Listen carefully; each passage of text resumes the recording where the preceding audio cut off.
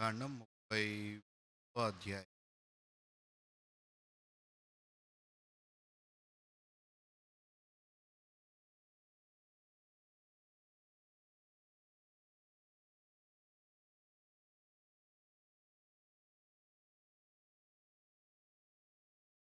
నిర్గమాకాండం 33వ అధ్యాయము 11వ వచనం.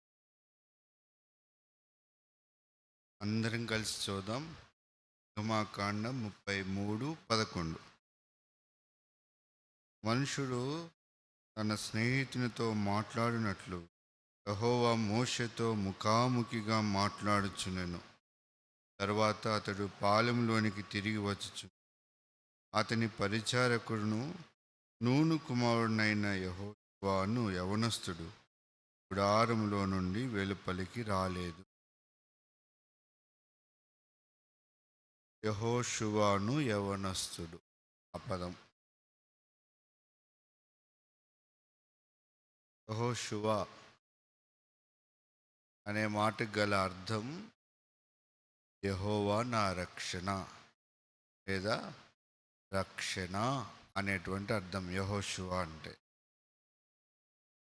యెహోషువ జీవితము, తన జీవితంలో ఒకే ఒక్క ఫెయిల్యూర్ ఉంది. ఒక్క ఫెయిల్యూరు తన జీవితాన్ని మార్చేసింది.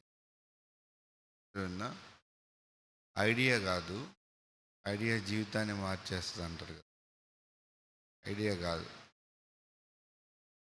యెహోషువ జీవితంలో ఒకసారి ఓడిపోయాడు.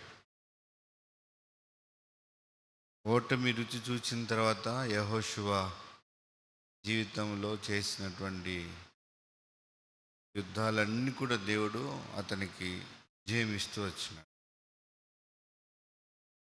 యెహోషువ కల్లో కూడా ఊహించలే తాను ఇశ్రాయేలుకు నాయకుడిగా అవుతాడు అని. మోషే తర్వాత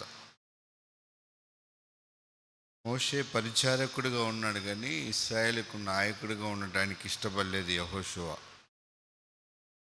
దేవుడు బలవంతంగా తీసుకొచ్చి పెట్టాడు ఈ యవనస్తుని యెహోషువను. యెహోషువ జీవితంలో 5 విషయాలను మనం చూడటానికి ప్రయత్నం చేయాలి. ఎట్లాంటి జీవితం తాను కలిగి ఉన్నాడో అనేటువంటి విషయం. సంఖ్యాకాండం 13వ అధ్యాయం.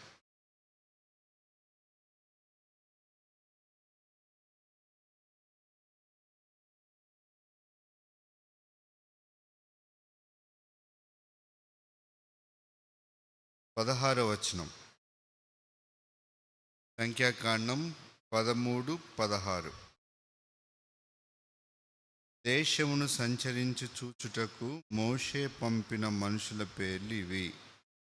మోషే నూను కుమారుడైన హోషేయకు యెహోషువ అని పేరు పెట్టెను.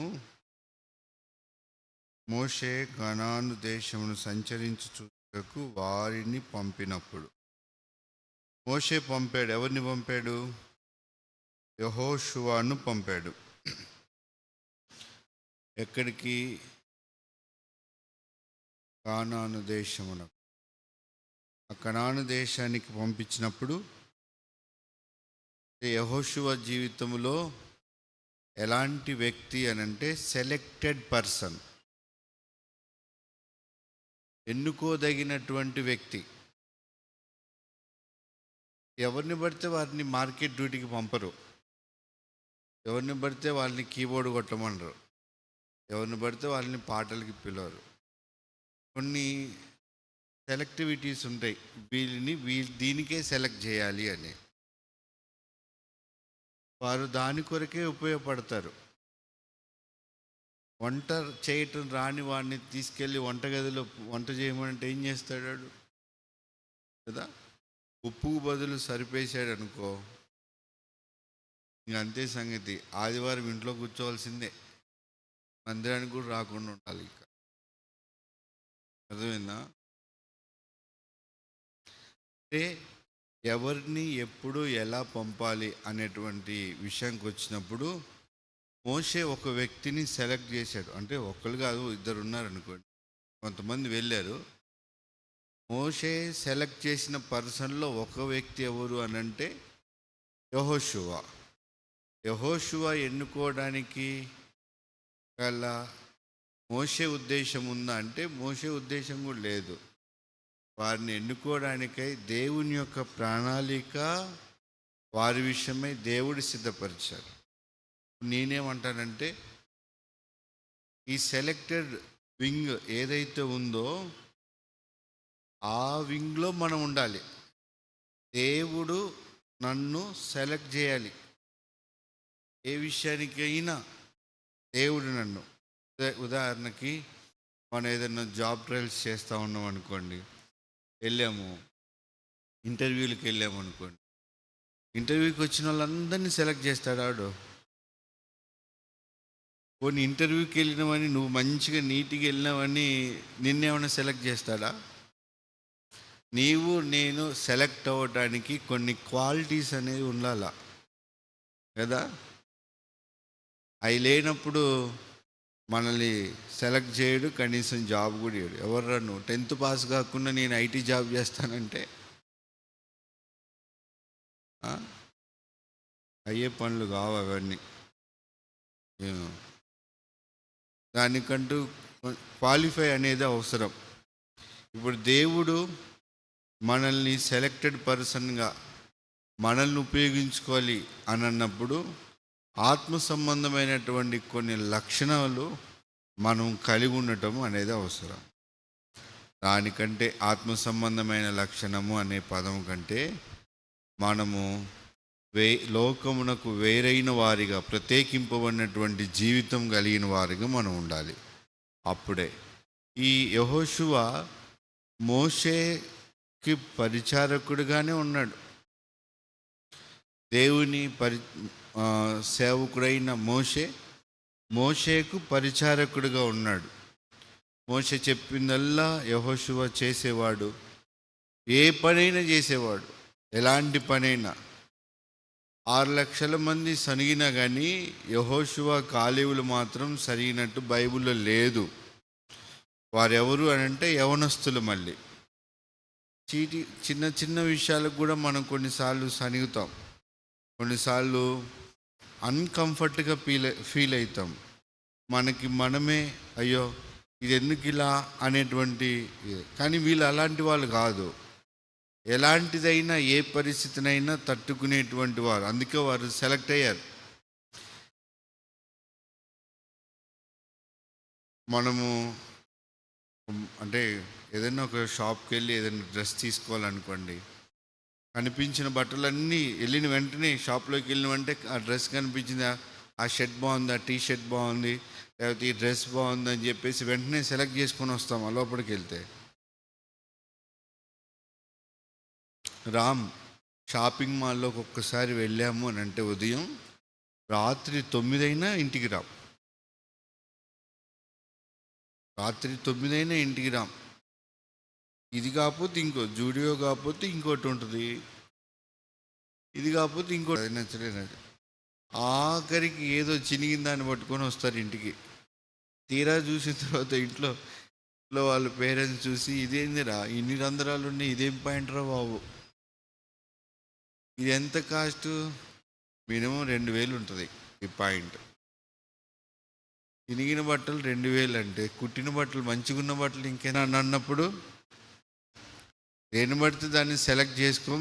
ఎలా పడితే అలా. ఇంట్లో వాళ్ళు సెలెక్ట్ చేసింది మనకు నచ్చదు, మనం సెలెక్ట్ చేసింది ఇంట్లో వాళ్ళకి నచ్చదు కదా.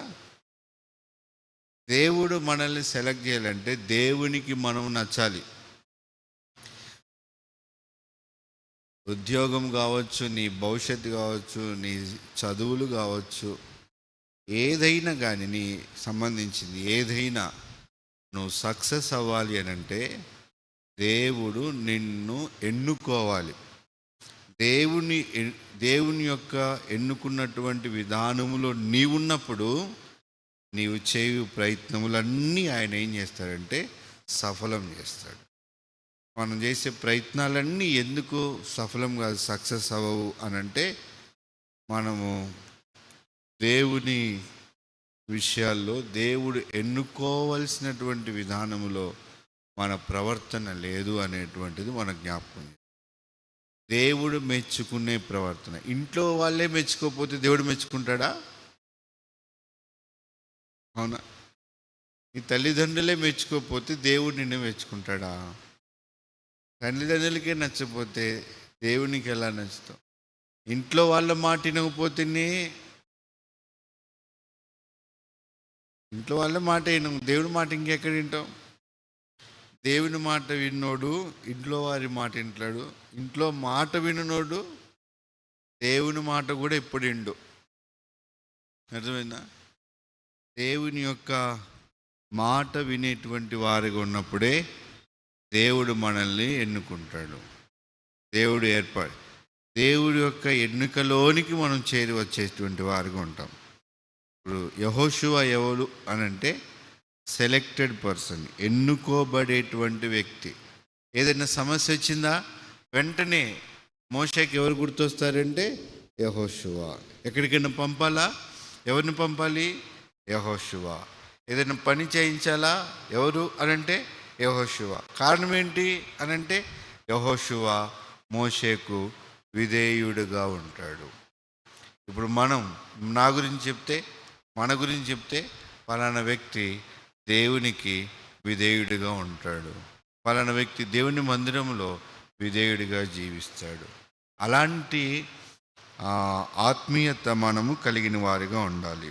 ఇది యెహోషువలో కనిపించేటువంటి మంచి లక్షణం. తర్వాత 13, 16 సంఖ్యాకాండం.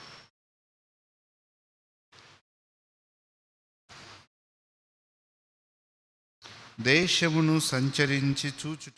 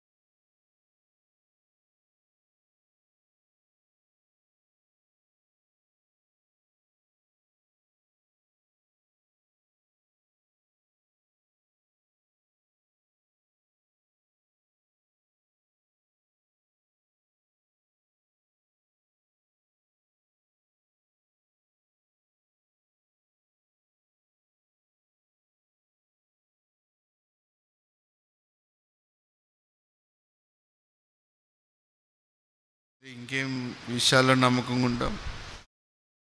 ఈ భూమి మీదనే దేవునికి నమ్మకంగా లేకపోతే పరలోకంలోకి దేవుడు మనల్ని అనుమతిస్తాడంటవా? కాబట్టి నమ్మకముగా ఉండటం అనేది మనం నేర్చుకోవాలి. అర్థమైందా? అంటే నమ్మకంగా అంటే బైబిల్లో ఒక ఉదాహరణ ఉంది కదా, అంటే యజమానుడు తన దాసులకు తలాంతుల గురించినటువంటి ఉపమానం. 5 తలాంతులు ఏం చేశాడు? 10, 2, 4, 1 భూమిలో పాతిపెట్టాడు. మొదటి ఇద్దరిని కూడా ఏమని అన్నాడు? బల నమ్మకమైన మంచి దాసుగా. ఆయన లేడు కదా, లేకపోయినా యజమానుడు ఉన్నా లేకపోయినా వీరికి అప్పగించినటువంటి పని వారు ఎలా చేసేవారంటే శ్రద్ధగా చేసేవారు. అందుకనే వారిని ఏమన్నారంటే నమ్మకస్తుడు. వారేం నమ్మకస్తుడు అంటే వారు తమ స్వంత లాభమును కోరుకునేవారు కాదు. అర్థమైందా? దేవుని ఇంట్లో ఎంత పని చేసినా, నేను ఈ రోజంతా పని చేస్తున్నా, ఈ రోజంతా చేశా, ఏ ఒక్కరు కూడా పొద్దుటి నుంచి వీడు మంచిగా చేస్తున్నాడు అని ఒక్కసారైనా ఎవరన్నా అంటే ఎంత బాగుంటుంది నాకు. ఒక్కరు కూడా ఈరోజు ఇంత పని చేసిన ఒక్క వ్యక్తి కూడా నన్ను ఆ మాటలే. అలాంటి థాట్స్. ఈ యెహోషువ ఎలాంటి వాడు అని అంటే నమ్మకమైనటువంటి వ్యక్తిగా ఉన్నటువంటి వాడు. తరువాత యెహోషువ జీవితంలో ఆయన ఎలాంటి వాడు? ఇదే 13, 16లో చూస్తే సరే, లేకపోతే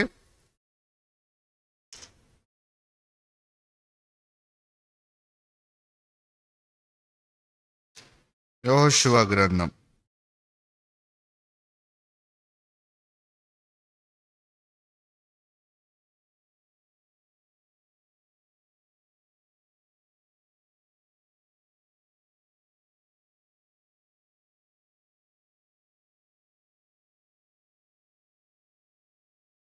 1వ వచనం, 1వ అధ్యాయం 1వ వచనం.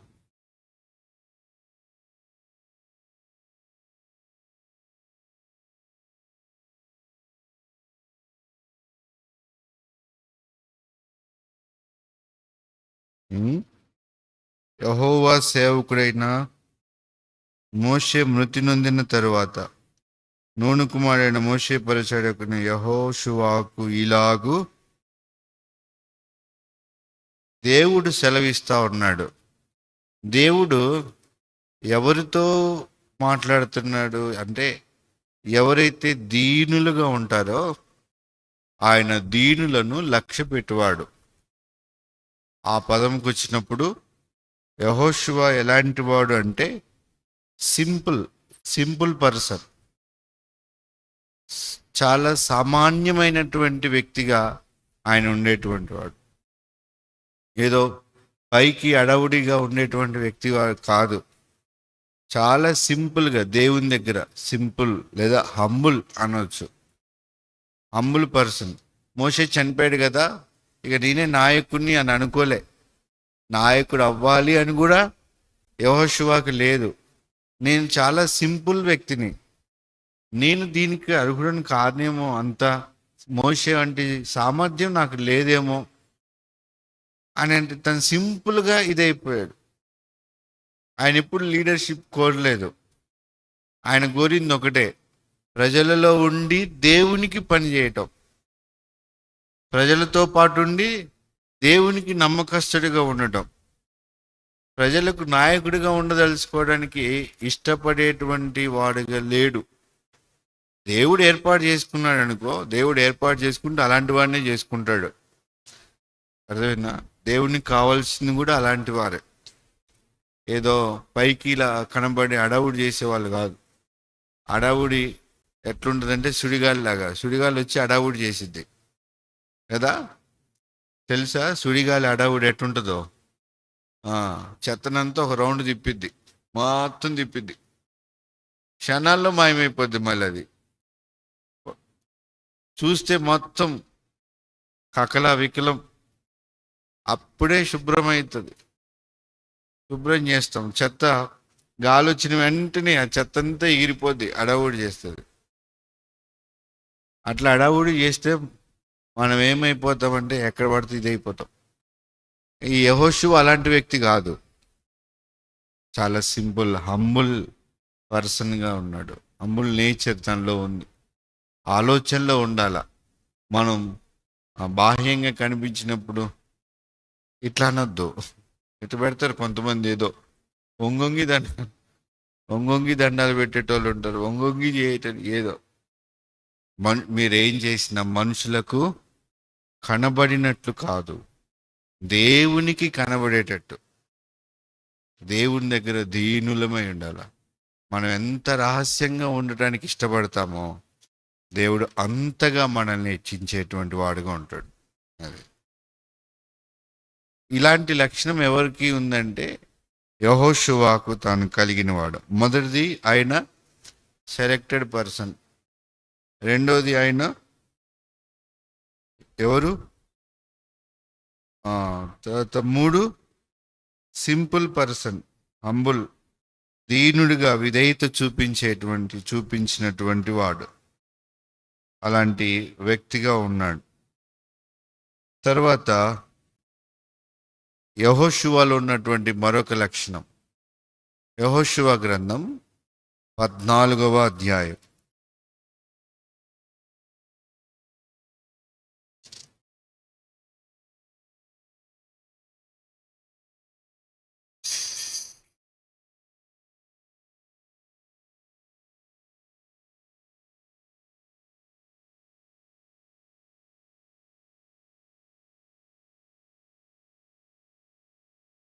ఎనిమిదవ వచనం, 14:8 చదవండి.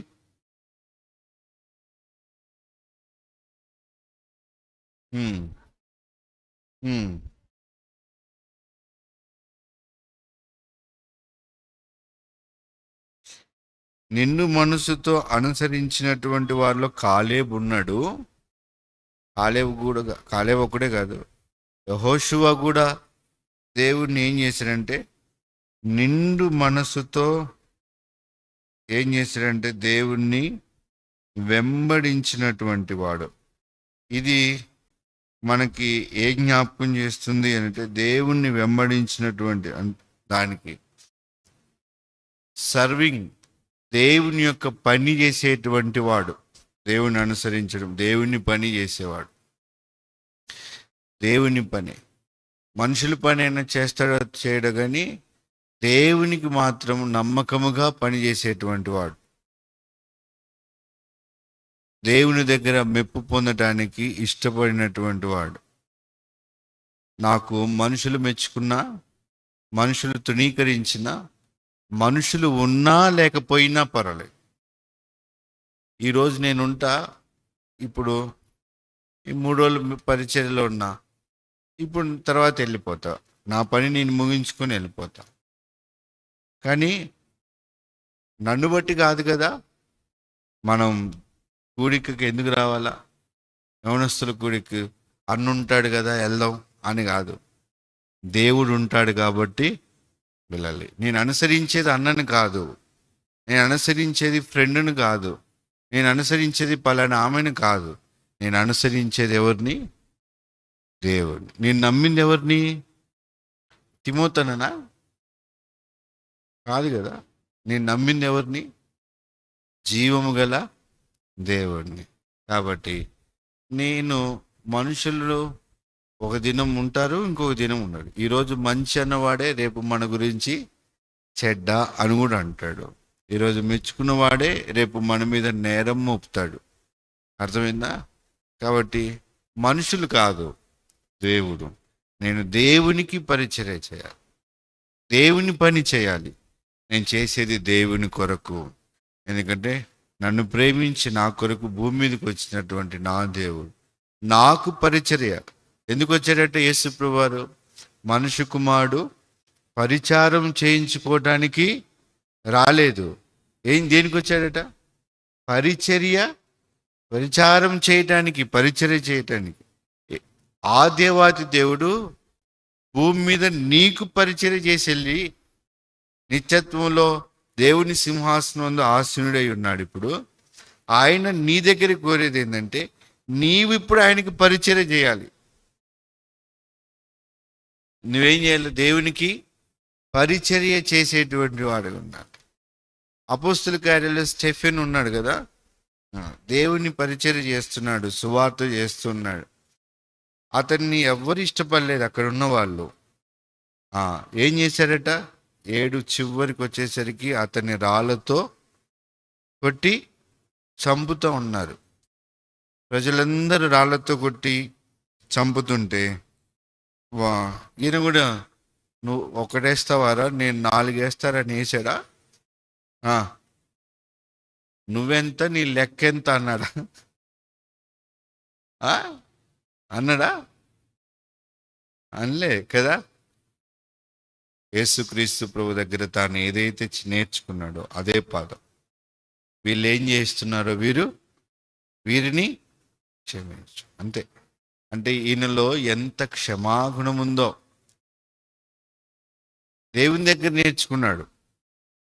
దేవుని దగ్గర దేవునికి పరిచర్య చేసే వ్యక్తిగా మనం ఉండాలి. ఎన్ని 3 4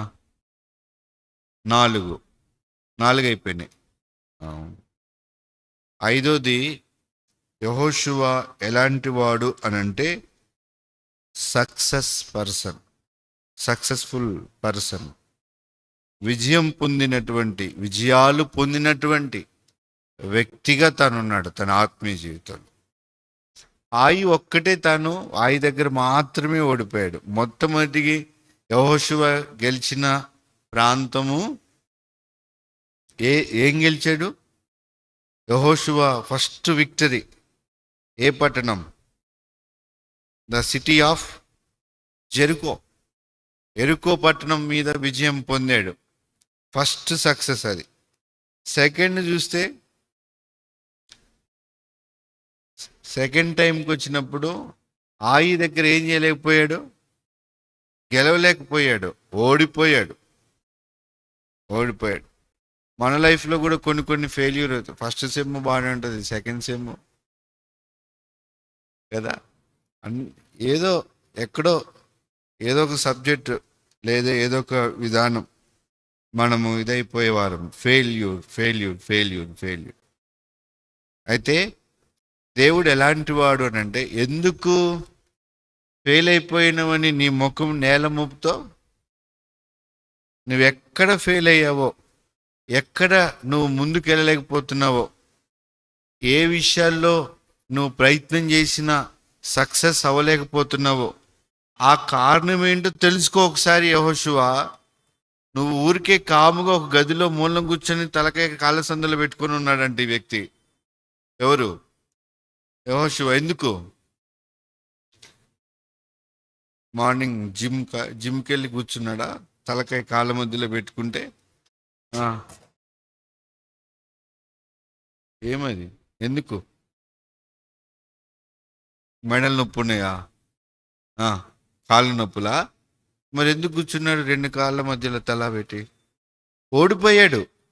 ఓడిపోయినందుకు సిగ్గుపడుతున్నాడు. నేను నా ముఖమును ఫెయిల్ అయితే ఎవరి ముఖం చూపెడతాను చెప్పు? ఫెయిల్ అయినాం అనుకోండి, ఫెయిల్ కావద్దు. ఒకవేళ ఎవరైనా ఫెయిల్ అయ్యారు అనుకోండి, ఇదైతే బాగుంది, మనం ఫెయిల్ అయ్యామంటే మనం యాక్సెప్ట్ చేయం. కానీ వేరే వాడు ఫెయిల్ అయ్యింది అనుకోండి, వస్తాడా మందిరానికి? వచ్చిన మీటింగ్ స్టార్టింగ్లో ఉంటాడా? సడన్గా మధ్యలో వస్తాడు.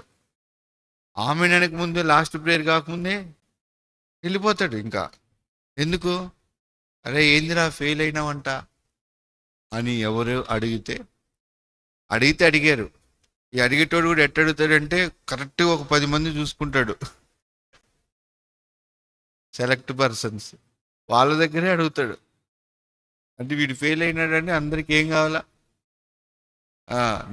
ఈయనకి తెలుసా ఆల్రెడీ, ఈ మిగతా వాళ్ళకి తెలుసో తెలియదో, మంచి ఫ్రీ పబ్లిసిటీ అట్లా అనమాట. యెహోషువ తన 2 కాళ్ళు నేలను మోపి తాను వేలైపోయాడని సిగ్గుపడుతున్నప్పుడు ఎందుకలా ఎక్కడ ప్రాబ్లం వచ్చిందో ఒకసారి ఫైండ్ అవుట్ చేసుకో. ఒకసారి చూడు, కనిపెట్టు. నీ ఫెయిల్యూర్ ఏమవుతుందంటే సక్సెస్గా మారుస్తుంది. చూసుకున్నాడు ప్రాబ్లం ఎక్కడనేది, వెతికాడు, ప్రాబ్లం ఫైండ్ అవుట్ చేశాడు, దొరికింది. ఆ తర్వాత దేవుడు ఆ పట్టణం మీద కూడా జయమిచ్చాడు. ఆ పట్టణం ఒకటే కాదు, యెహోషువ గ్రంథం 24 అధ్యాయాలు కలిగినటువంటి పుస్తకం. ఈ 24 అధ్యాయాల్లో యెహోషువ చేసిన ప్రతి ప్రయత్నం కూడా దేవుడు సక్సెస్ఫుల్గా చేస్తాడు. మన జీవితంలో దేవుని ఎదుట, మనుషుల ఎదుటను దేవుని ఎదుటను మనము సక్సెస్ఫుల్గా మనం ఉండాలి అన్ని విషయాల్లో అని అంటే దేవుని సమ్ముఖంలోనికి వచ్చినటువంటి వారికి ఉండాలి, దేవుని వెంబడించే వారికి ఉండాలి, దీనులుగా ఉండాలి, దేవుడు ఏర్పరచుకున్నటువంటి వారికి ఉండాలి, నమ్మకమైనటువంటి దేవునికి నమ్మకమైనటువంటి యవనస్తులుగా మనం ఉండాలి. ఈ లక్షణాలన్నీ యెహోషువలో కనబడుతుంది. ఇప్పుడు ఒక మాట చెప్తా చివరిగా. ఐగుప్తు నుండి బయలుదేరిన వారు ఎంతమంది? 6 లక్షల కాల్బలం. ఐగుప్తు నుండి బయలుదేరిన 6 లక్షల్లో ఎంతమంది వెళ్ళారు? ఎక్కడికి వెళ్ళారు అని అంటారేమో. ఎంతమంది వెళ్ళారని అంటే అసలు ఎక్కడికి వెళ్ళారు వాళ్ళు?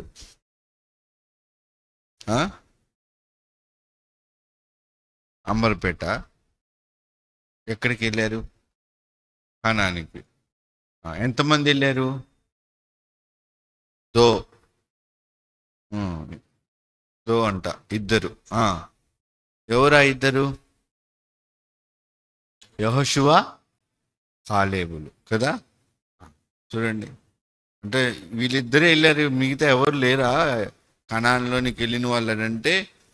ఆ ఆరంభించిన జనరేషన్లో వెళ్ళినటువంటి వారిలో ఆ ఇద్దరే వెళ్ళారు.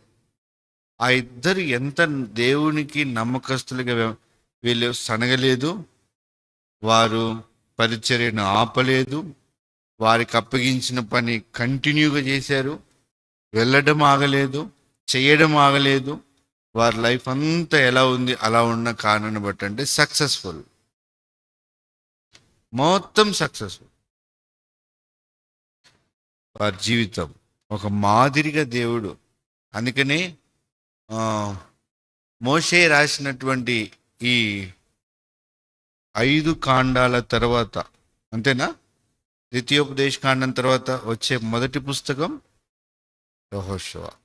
మొట్టమొదటిగా ఒక వ్యక్తి పేరుతో ఉన్నటువంటి పుస్తకం ఏదైనా ఉంది అని అంటే అది యెహోషువ.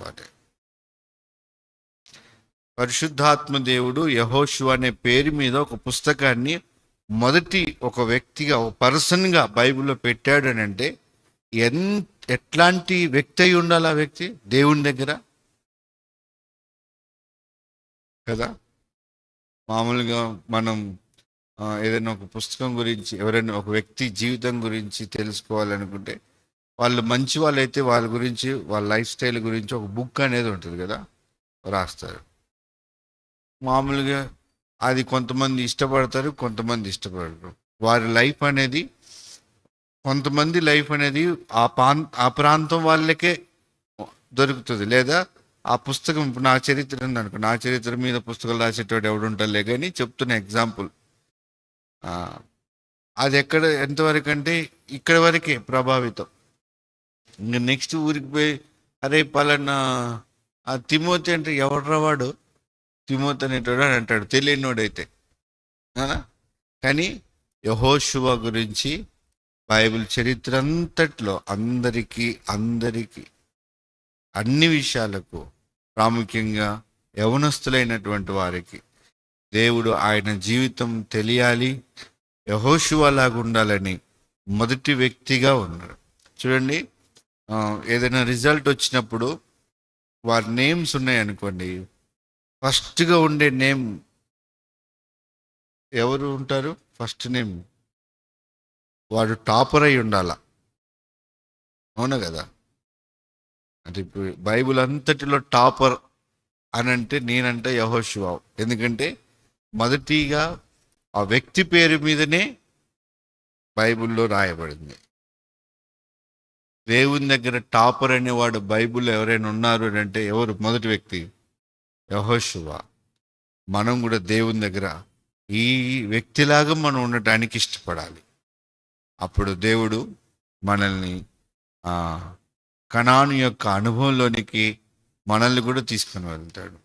ఇన్ని యవనస్తుడి కొడుకులకి వచ్చి ఇంత చేసి, ఇంత పని చేసి, అంత పరిచర్య చేసి, అన్నీ దేవుని మందిరంలో చేసి చివరికి పరలోక రాజ్యం నువ్వు పోకపోతే, అవును కదా? ఇన్ని పాటలు పాడి, ఇంత వాక్యం విని, నువ్వు కూడా వాక్యం చెప్పి, నువ్వు కూడా దేవుని మందిరంలో పనిచేస్తూ పరిచర్య చేస్తూ అన్నిటిలో, అన్ని యాక్టివిటీస్లో నువ్వు ఉన్నావు. ఈ పలానాలో అంటాం కదా, నేను ఆ పని చేస్తా, ఈ పని చేసి, ఇందులో చేసిన, అందులో చేసిన, ఇందులో అన్నిటిలో చేసినావు. ఇన్ని చేసినా కూడా నువ్వు పరలోక రాజ్యం పోలేదంటే కారణం ఏంటి కదా? కాబట్టి మనము దేవుని దగ్గర నమ్మకమైనటువంటి వ్యక్తులుగా యెహోషువ వలె మనం ఉండటానికి ప్రయాసపడాలి. ఇది ఒక సింపుల్గా మాట్లాడుకునేటువంటి ఒక వ్యక్తి లైఫ్ కాదు ఇది. మీరు తర్వాత ఈయన గురించి మీరు స్టడీ చేయండి. యెహోషువ అనే వ్యక్తి ఎలాంటి వాడు, ఆయనలో ఉన్నటువంటి లక్షణాలు, ఒక్క లక్షణమైనా మన లైఫ్ లాంగ్ మనం యెహోషువలో ఉన్న ఆత్మీయమైన లక్షణాన్ని మన లైఫ్ లాంగ్ అంత గుర్తుపెట్టుకొని దాన్ని ఒకవేళ మనం పాటిస్తే, దాన్ని మనం వెంబడిస్తే, యెహోషువ లైఫ్లో ఉన్న ఒక్క క్వాలిటీ మన లైఫ్ అంతా ఆ మంచి క్వాలిటీ మనలో ఉంటే మనం కూడా సక్సెస్ఫుల్ అవుతాం. భూమి మీద భౌతికంగా, ఆత్మీయంగా కూడా దేవుడు మనల్ని సక్సెస్ చేస్తాడు. ఆ రీతిగా దేవుడు మనల్ని ఉంచాలనేది ఉద్దేశం. అలా ఉండటానికి మనము ప్రయత్నం చేయాలి. ప్రార్థన చేస్తాం.